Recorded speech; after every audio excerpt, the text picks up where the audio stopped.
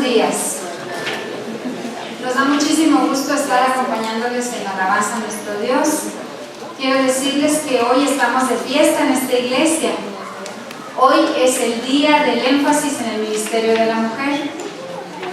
No solo en esta iglesia, en muchas otras iglesias lo estarán haciendo y el próximo sábado igualmente. Y para que tengamos una idea por lo menos general de lo que el ministerio de la mujer es, desde la Asociación General hasta esta iglesia local, permítanme leerles algunos de los objetivos que tiene el ministerio de la mujer. El objetivo general, principal del ministerio de la mujer es enaltecer a Cristo y a su iglesia. Es bonito este pensamiento, y no solo bonito, sino es profundo. Ojalá que no solamente las mujeres estén pensando en enaltecer a Cristo y a su iglesia, sino todos los miembros de su iglesia, sean chicos, sean jóvenes o sean varones. Me voy a permitir leer algunos de los objetivos específicos. Dice: elevar a las mujeres como personas de inestimable valor porque ellas fueron creadas y redimidas. Descubrir medios de expansión para un dinámico servicio cristiano femenino. Desafiar a cada mujer adventista a utilizar sus talentos para complementar los dones dados a otras mujeres y hombres para que todos trabajen lado a lado en objetivos más avanzados de la misión global de la Iglesia Adventista. Como podemos notar, la Iglesia está ocupándose de que las mujeres se integren al ministerio de la Iglesia. Quizás nosotros tengamos alguna idea equivocada en cuanto al ministerio de la mujer y pensemos, es que vienen a fortalecer el feminismo o algo parecido a eso, pero no. Tiene una razón de ser, tiene un objetivo que es la misión que Dios nos ha dado a todos, pero en particular aumentar el deseo en las mujeres de nuestra iglesia para terminar la misión que el Señor nos ha encomendado. Y por esta razón, este día, no se extrañen de que alrededor de la iglesia estén mujeres prestando el servicio para la adoración de nuestro Dios en este día. También esta es la razón por la cual estudiaremos en la Biblia la historia de una mujer, en donde también están incluidos dos hombres. No los vamos a dejar excluidos. Así que juntos adoraremos a nuestro Dios y aprenderemos cada vez más, descubriremos los tesoros que la Biblia tiene para nosotros.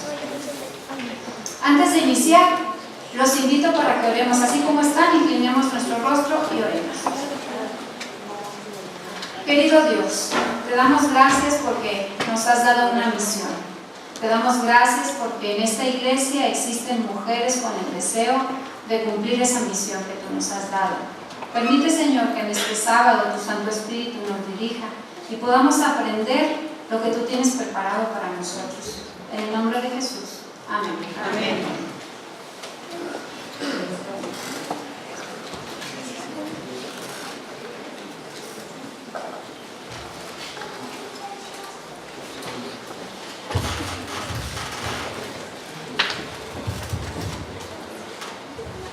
Permítanme contarles una anécdota de una maestra, la coordinadora en ese tiempo del posgrado en la Universidad de Antioch. Ella estaba en su oficina cuando de repente llegó un padre de familia con dos niños, entre 8 y 10 años. Y esta mujer les invitó a pasar a los tres, se sentaron y comenzó a platicar con el padre, que es el que quería estudiar un posgrado. Mientras tanto, los niños estaban ahí sentados. Y como niños empezaron a jugar. Así. Y ellos seguían platicando acerca del asunto del posgrado. Pero empezaron a subir el volumen a la voz. Los movimientos corporales empezaron a ser un poco más notorios. Hasta que llegó un momento en donde este padre y la maestra ya no pudieron continuar con su plática porque era imposible.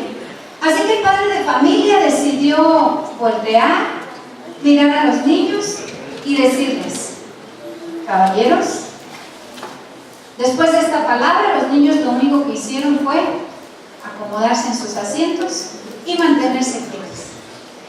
Solo una palabra que marcó la diferencia en la actitud de estos niños. Ojalá que nos pueda funcionar en casa. ¿Saben? Hoy estudiaremos recordaremos en este momento algunas mujeres que están mencionadas en la Biblia, que utilizaron sus talentos y sus dones para el servicio que Dios les había indicado en ese preciso momento que la Biblia menciona. El título del tema es Manzanas de Oro. Acompáñenme entonces a repasar esto. En Éxodo 35 encontramos a las mujeres que ayudaron en la construcción del santuario en el templo en el tiempo de Moisés. Menciona la Biblia que había hombres y mujeres que estuvieron dispuestos a desprenderse de lo suyo, a dar cosas valiosas para la construcción del templo.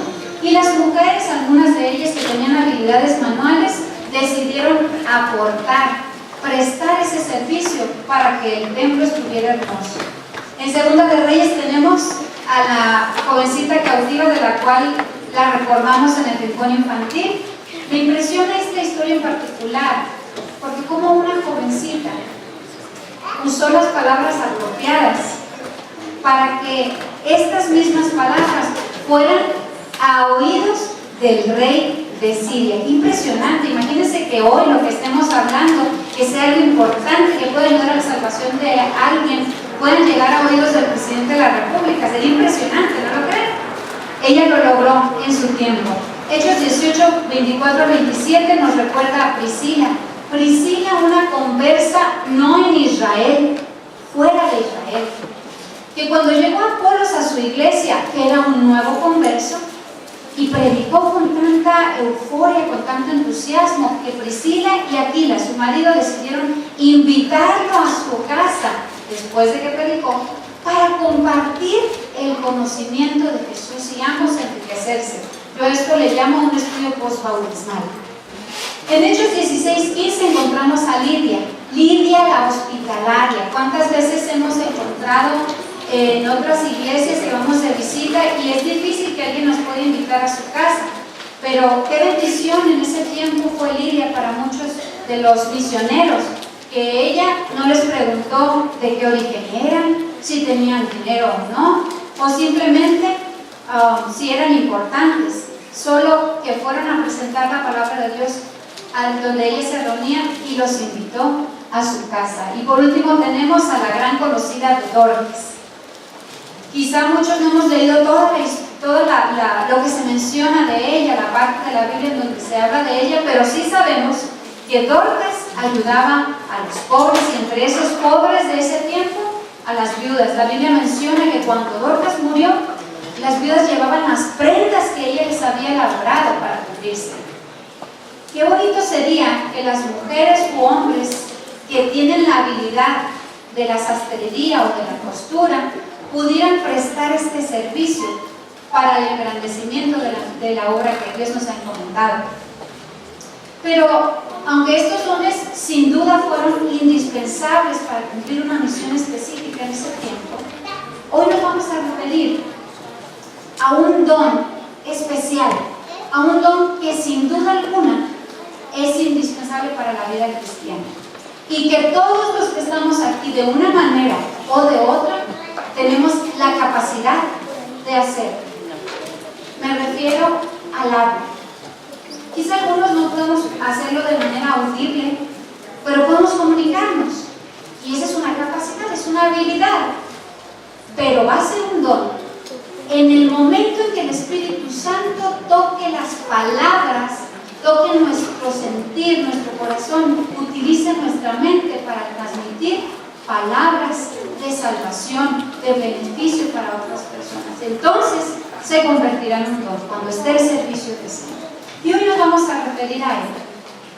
En esta historia que a continuación estudiaremos, es una historia que quizá ya muchos la conocen, pero descubriremos y estaremos atentos a la manera como el Señor utilizó a esta mujer, Abigail, para cumplir un cometido muy especial. Vamos a irnos a la Biblia, 1 de Samuel 25, el versículo 1. Vamos a leerlo juntos. Dice: Samuel murió y todos los israelitas se reunieron para llorar su muerte. Lo enterraron en su casa en Ramá. Después, David se fue al desierto de Parán. El desierto de Parán se encuentra ubicado entre el Mar Muerto y el Monte Sinaí, entre el Mar Muerto y el Monte Sinaí. Es un lugar que está al sur de Israel, y en ese tiempo el gobierno no le prestaba mucha atención a esa región, por lo tanto las personas sobrevivían como podían. El más fuerte era el que ganaba. Si tú eras débil, perdías y tenías que ceder tus propiedades, tus cosas, o darle cualquier cosa que aquel que era el fuerte te pedía. Entonces, en este tiempo, David, cuando él se fue a Parán, ya había matado a Goliat, ya había sido ungido como rey, y estaba en ese tiempo de persecución.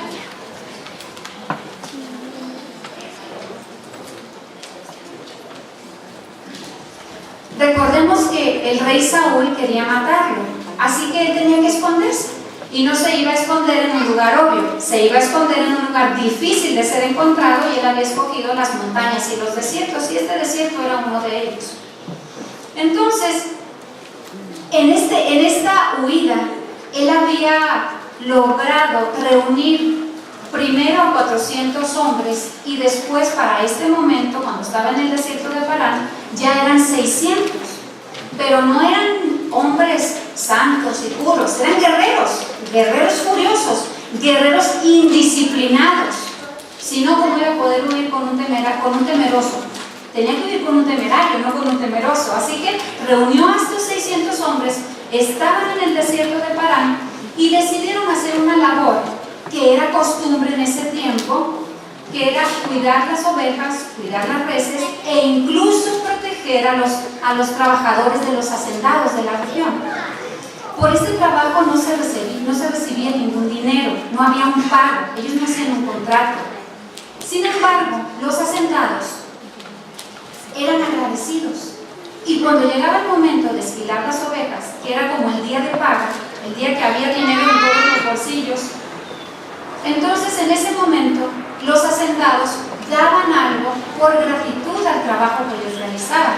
Y al parecer David y sus forajidos, porque no eran otra cosa, lo realizaban muy bien, porque recibían pues una generosa cantidad o un donativo generoso, pongámoslo así. Pero vamos a pasarnos del desierto de Parán a Carmel. Ahí, muy cerquita del desierto de Parán, había esta ciudad pequeña llamada Carmel, que era un centro mercantil. Ahí es donde la gente iba, llevaba sus mercancías, hacía intercambios comerciales, y los que tenían ovejas iban ahí a esquilarlas, a trasquilarlas, quitarle su lana y, por supuesto, a venderla. Así que esa ciudad, el día de esquilar ovejas era una fiesta en toda la ciudad.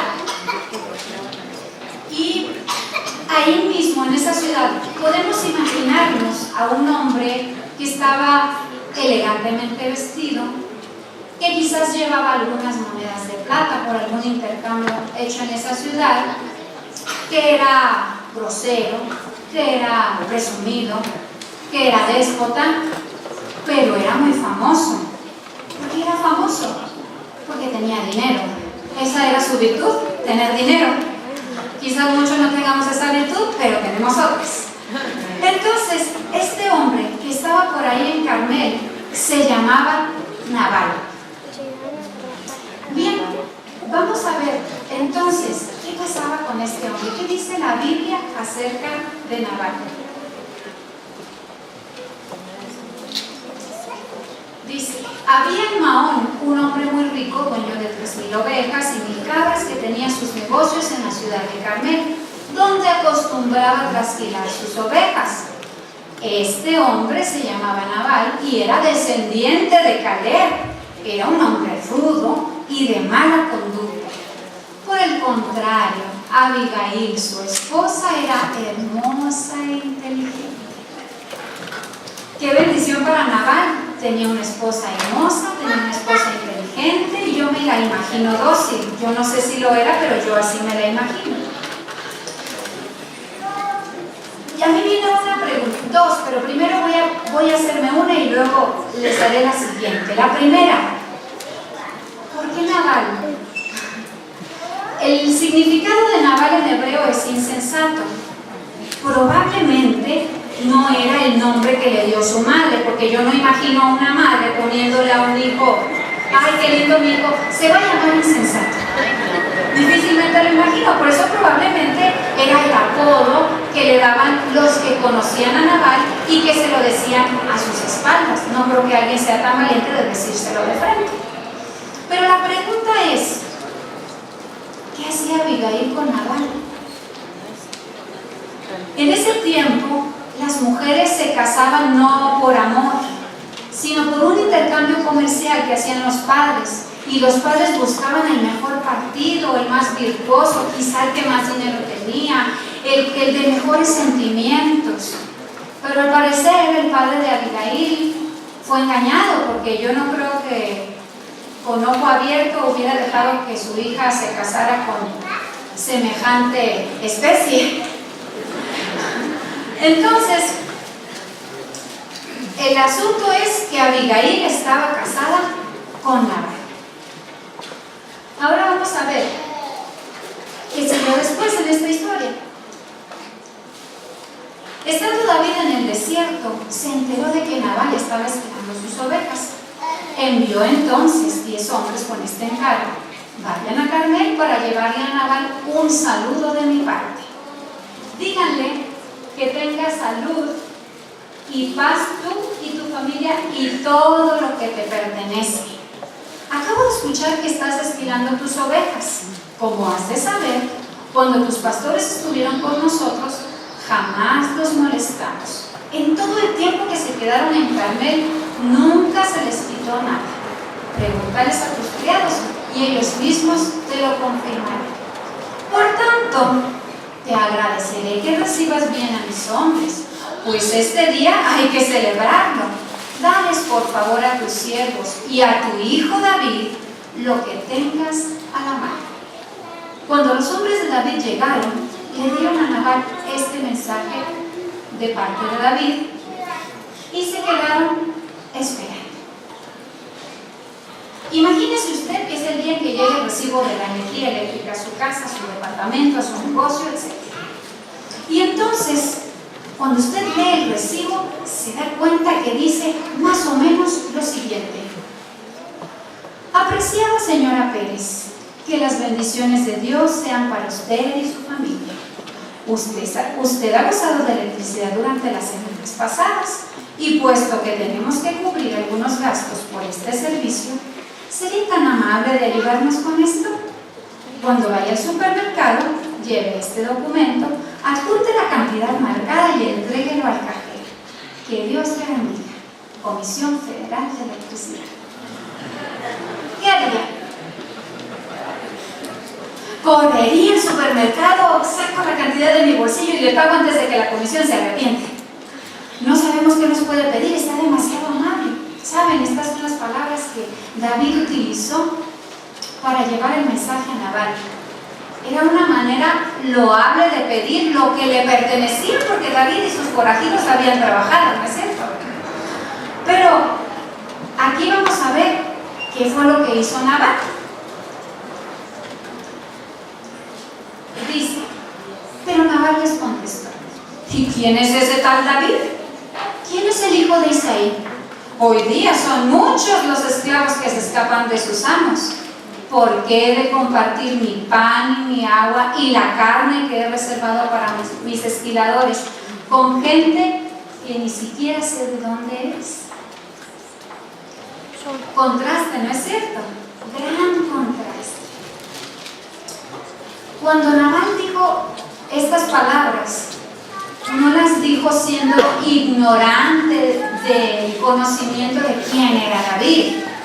Las dijo con la intención de ofenderle. Las dijo con la intención de decirle: tú y tus forajidos son igual que los esclavos, vaya. Y yo no le voy a dar mi dinero a aquellos que andan por ahí en el desierto queriendo extorsionar al que le va pasando por el frente. Se lo voy a dar al que trabaja. Eso es lo que quiso decir Nabal a David. ¿Alguna vez se han topado ustedes con personas que hablan más o menos así? No me contestan. Vamos a ver ahorita qué es lo que continúa en la historia, pero antes déjenme decirles, cuando David escuchó la respuesta de Nabal de labios de sus mensajeros, estas palabras lo único que provocaron en David fue una tremenda ira. Se encendió el foquito rojo de sus sentimientos más bajos. Lo peor de David iba a salir a relucir poco después. Vamos a ver qué dice la historia, qué dice la Biblia acerca de esto. Dice: los hombres de David se dieron la vuelta y se pusieron en camino. Cuando llegaron ante él, le comunicaron todo lo que Nabal había dicho. Entonces David, que aquí viene lo fuerte, ordenó a sus hombres: todos a las armas. Sus hombres se colocaron la espada al cinto, lo mismo que David. Y así 400 hombres se fueron con él, mientras que otros 200 se quedaron cuidando el material. Voy a resaltar un poco la actitud de los mensajeros de David. ¿Cuál fue la actitud de ellos? Dice que escucharon a Nabal y ¿qué hicieron? Se marcharon, se devolvieron por donde habían venido. Ellos escucharon, no pelearon y se marcharon. ¿Cree usted que podría hacer eso cuando llega una situación inesperada y desagradable? ¿Cree que cuando una persona a la que usted no espera, que de repente empiece a ofenderla y a proferir palabras insultantes hacia su persona, usted cree que pueda escuchar, no pelear y marcharse? Es difícil, ¿no es cierto? Por eso entonces podemos entender perfectamente a David. Podemos entenderlo que cuando escuchó eso haya decidido hacer una masacre, porque él no iba solo por Nabal, él iba por todo lo que oliera a Nabal, sean sus pertenencias, sean sus trabajadores, sea su familia, o sea cualquier persona o cosa que le rodeara. Me llama la atención cómo es que un hombre conforme al corazón de Dios, como se le menciona en la Biblia a David, haya tenido esta reacción. Pero saben, cuando la Biblia menciona que David es un hombre conforme al corazón de Dios, no quiere decir que David sea perfecto, hubiera sido perfecto. Ahora, quiero decirles que nosotros también tenemos en cierta medida ese mismo letrero, esa misma etiqueta, porque nosotros que decimos que amamos a Jesús, nosotros también debemos de ser conforme al corazón de Dios.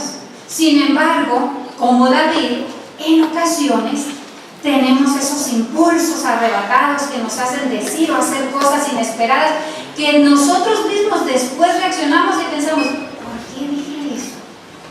¿Por qué lo hice? El Espíritu Santo está trabajando en nosotros y la Biblia dice que el Espíritu nos guiará a toda verdad. Sin embargo, el Espíritu Santo no ha terminado su trabajo con nosotros todavía. Cuando estemos en el cielo podemos cantar victoria. Pero mientras estemos aquí, el trabajo no ha sido terminado. Y cuando nosotros sentimos esos impulsos, ese deseo de proferir cosas que quizá en nuestro sano juicio, porque mientras tengamos esos pensamientos yo no lo considero sano, entonces podemos decirle al Señor: Señor, gracias porque me impediste decir esto.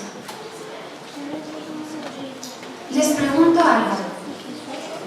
Cuando sienten ese impulso, y me lo pregunto a mí misma, ¿se han preguntado por lo menos en segundos ¿será que esto que yo voy a decir lo podría respaldar la sensatez, la moralidad, la virtud de la cual la Biblia habla? ¿Será que esto que yo voy a hacer, así como yo voy a reaccionar, los que me rodean, que son personas espiritualmente maduras, pueden respaldarlo? O quizá cuando estamos solos podamos tener la oportunidad de decirle al Señor: Señor, tú ya sabes que de repente se me abre la boca y por más que quiera cerrarla no la puedo cerrar. Así que, Señor, te pido que si en este día me voy a topar con alguien y me va a decir algo que no me agrada, por favor, cierra mis labios. Quiero decirles que aunque hoy sea el día de énfasis del Ministerio de la Mujer, no estoy diciendo ni estoy utilizando a Abigail como un prototipo o una característica de las mujeres de este mundo. Los Nabal existen en versión masculina y en versión femenina. Existen mujeres que en un segundo pueden acabar con la dignidad de un hombre, de un niño o de cualquier persona, adulto o pequeño que sea. Existen mujeres que pueden atreverse a proferir palabras tan hirientes que caben con la autoestima de alguna persona. Existen mujeres que a veces con su sola mirada, que con la sola expresión de su rostro al escuchar algo desagradable, pueden fulminar a cualquier otro que esté a su alrededor. Y existen hombres que tienen la cualidad que Abigail tuvo, el don del habla.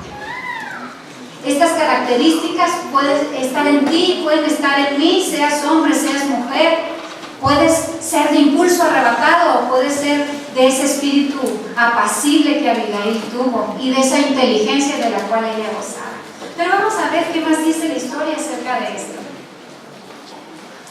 Pero uno de los criados de Nabal fue a decirle a Abigail, la mujer de Nabal: desde el desierto, David envió unos mensajeros a saludar a nuestro amo, pero él reaccionó muy groseramente.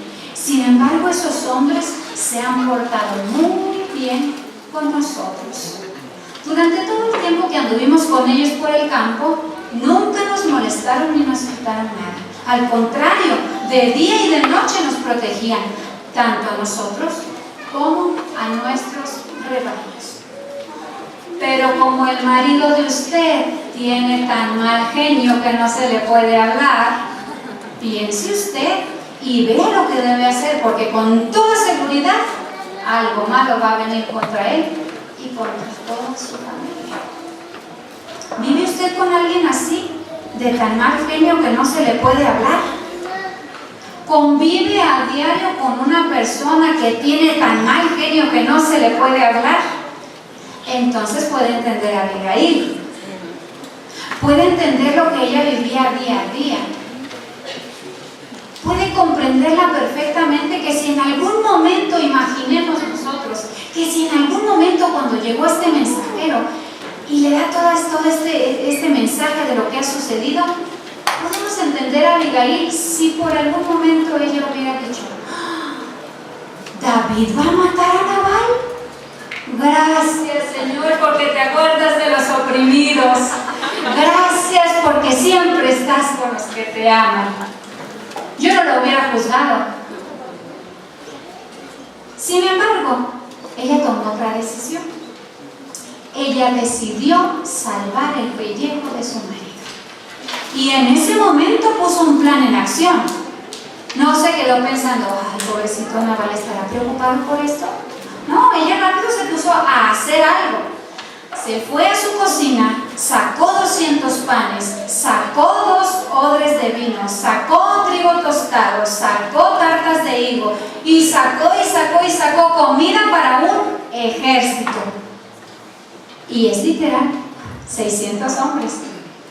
Yo creo que ni con mis mejores intenciones hubiera sacado todo eso de mi alacena. Pero ella podía, tenía un marido rico, así que ella podía sacar todos esos panes y demás. Y entonces les dijo a sus criados: váyanse adelante, yo los voy a seguir. Y dice la Biblia, nada de esto dijo a su marido. Y se fue. Pero mientras ella planeaba todo esto, iba en sus asnos, con todos esos asnos cargados detrás, y los servidores y demás. Por acá, bajando del desierto de Parán rumbo a Carmel, venía un hombre incendiado, David, en su mente refunfuñando y maldiciendo. Y sí, de nada sirvió que yo le haya cuidado a este indigno sus reses y sus ovejas, de nada sirvió que haya protegido de día y de noche a sus trabajadores, de nada sirvió todo lo que hicimos mis acompañantes y yo. Pero que no se me tope ahorita, porque lo que tengo planeado para el ratito lo puedo hacer hoy. Vamos a ver qué dice la Biblia acerca de esto. Fíjense el juramento, no una palabra a la ligera, sino el juramento que David hizo. Así que juró que Dios me castigue duramente si de aquí a mañana no acabo con todos los varones parientes suyos. En cuanto a Abigail vio a David, se bajó del asno y se inclinó hasta el suelo en señal de respeto. Luego se echó a sus pies y le dijo: que la culpa, mi señor, recaiga sobre mí. Yo le ruego a usted que me permita hablarle y que escuche mis razones. No haga usted caso de Nabal, ese hombre grosero, porque él, haciendo honor a su nombre, es realmente un necio. Siempre actúa con necedad. Esta servidora de usted no vio a los criados que usted mandó. Sin embargo, con toda seguridad, el Señor no ha permitido que venga usted a derramar sangre y hacerse justicia por su propia mano. Quiere el Señor que todos los enemigos de usted y todos los que procuran hacerle daño corran la misma suerte que Nabal. Y ahora le ruego a usted que estos regalos que yo le he traído sean repartidos entre los que le acompañan. Y sigue diciendo, sigue hablando Abigail con David. Pero saben, yo les voy a resumir en pocas palabras lo que Abigail le dijo a David. Abigail sabía que David iba a ser el siguiente rey de Israel. Abigail sabía que David había sido ungido para ser el rey de Israel, que era algo bastante importante. Por eso, cuando Abigail sigue diciendo con palabras humildes, no humillantes, sino humildes, palabras que solamente el Espíritu Santo puede dar a una mujer que quiere hacer la voluntad de Dios y que quiere salvar a una persona, sea cercana o lejana, sea su pariente o no. Abigail le recordó a David: tú pronto vas a ser el rey, a ti todos te van a admirar en Israel, y cuando tú llegues al trono, que no llegues con las manos manchadas de sangre inocente. Y cuando ella le dice, tú no debes, le menciona, tú no tienes que preocuparte, porque si tienes algún enemigo, tú haces la voluntad del Señor. ¡Qué compromiso! Imagínense que a nosotros nos dijeran eso: ustedes no tienen de qué preocuparse porque hacen la voluntad del Señor. Eso es lo que le mencionó a Abigail. Así que David, escuchándolo, fíjense su respuesta.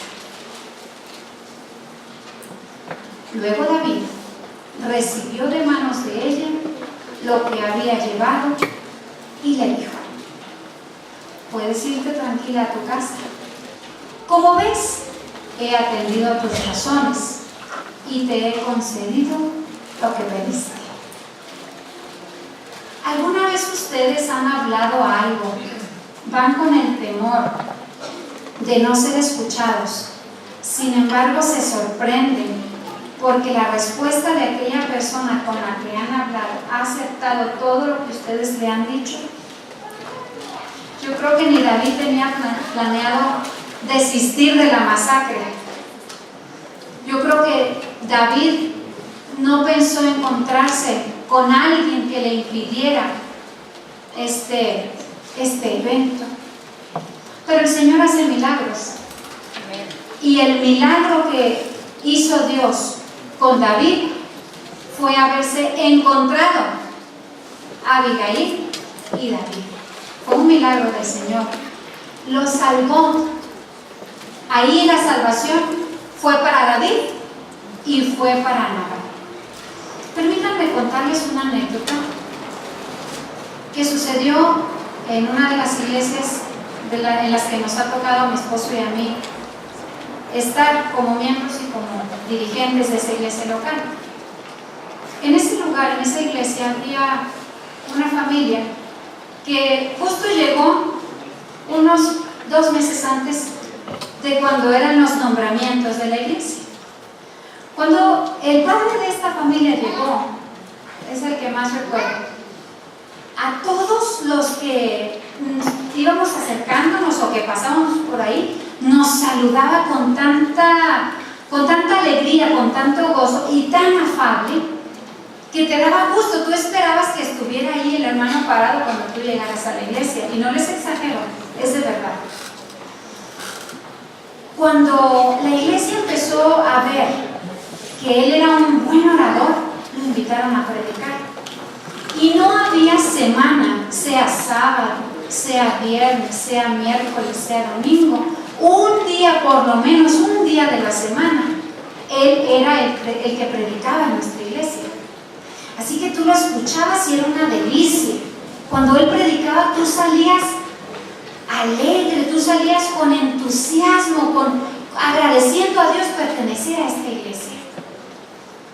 Entonces llegaron los nombramientos y el pastor y la junta de la iglesia dijeron: este es un buen hombre, es un cristiano, así que lo vamos a nombrar primer anciano de la iglesia. Y así fue el primer anciano de la iglesia.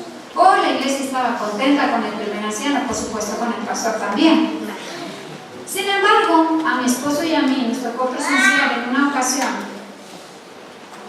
cómo él utilizaba palabras realmente humillantes hacia sus 2 hijas adolescentes.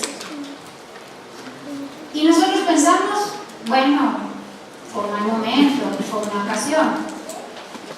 Pero tiempo después nos tocó presenciar cómo este hermano humillaba a su esposa en la iglesia. Entonces pensamos, no, aquel no fue un momento, fue una costumbre. Cuando esto empezó, cuando las ocasiones empezaron a ser más frecuentes, la iglesia se empezó a dar cuenta. Y aquel gozo y aquella alegría que tú sentías al salir de la iglesia, cuando él predicaba, ya no la podías sentir aunque predicara igual de bonito, porque ya sabías que después de ahí las cosas no iban a ser igual.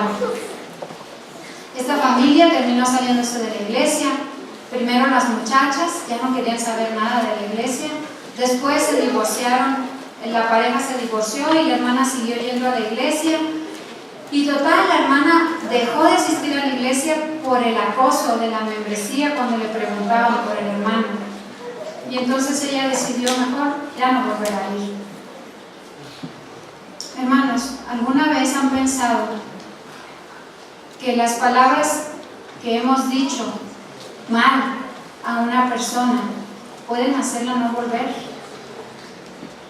Que en una junta directiva de iglesia algún hermano profiera palabras desagradables, ofensivas e hirientes hacia otro que está ahí mismo presente, ¿no les ha hecho pensar que ese hermano que las escuchó y que se sintió ofendido puede estar viniendo a la iglesia con un espíritu equivocado? Que podemos estar causando, nosotros, siendo los causantes de que una persona no quiera conocer a Jesús. ¿Cómo un hijo va a decir, cómo un hijo va a saber que Jesús lo ama si el padre no manifiesta amor hacia él? ¿Cómo una esposa va a creer en la religión adventista de un marido del cual solo recibe insultos o maltratos? ¿Cómo un esposo va a querer venir a la iglesia de una mujer de la cual solo recibe indignaciones, le hace perder su dignidad y su lugar como padre de familia? ¿Cómo un miembro de donde tú trabajas va a poder querer conocer a Jesús si te conoce a ti en el trabajo? Esto es para todos. para mí, para ustedes, para que cuando el Señor venga nos pueda encontrar listos para ir al cielo. El final de Nabal fue triste, porque Nabal murió. Y si lo vemos de una manera corrida en la historia, hasta podemos reírnos, porque él murió al saber lo que había hecho Abigail cuando saqueó su alacena y se le entregó a los forajidos. Entonces Nabal murió. Después, el final de Abigail le fue bien, se casó con el rey. Una vida nueva para Abigail, para aquella mujer que utilizó sabiamente las palabras por medio del Espíritu Santo. Una vida con un hombre que no se parecía en nada a Nabal, porque cuando David escuchó las palabras de Abigail, su corazón fue conmovido, así como el corazón de Dios es conmovido a compasión por nosotros. Así que su vida fue nueva, y eso es lo que el Señor quiere darnos a nosotros, una vida nueva, una vida diferente a la que estamos llevando ahorita. Nos va a costar trabajo, porque la única garantía que nosotros tenemos de que esa transformación sea hecha es acercándonos a Dios día a día, en oración, en estudio, con el deseo ferviente de conocer al Señor, que es dueño de todo esto. En un segundo Él nos puede fulminar, pero no lo hace porque nos ama y porque nos está dando el privilegio a nosotros de tener una vida nueva en el cielo. Yo quisiera orar por todos ustedes, por mí, por todos los que tenemos el deseo ferviente de ser transformados por el Espíritu Santo, para que nuestras palabras a partir de este momento sean diferentes para bien, diferentes para cambiar con la ayuda del Señor la vida de otros, diferentes para que no necesitemos predicar con la Biblia en la mano, sino con nuestro testimonio día a día.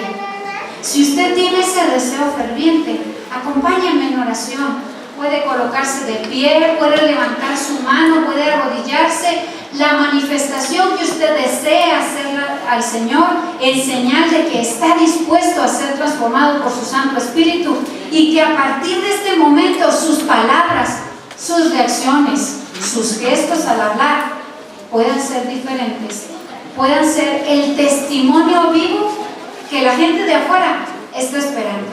¿Quieren acompañarme? Vamos a orar.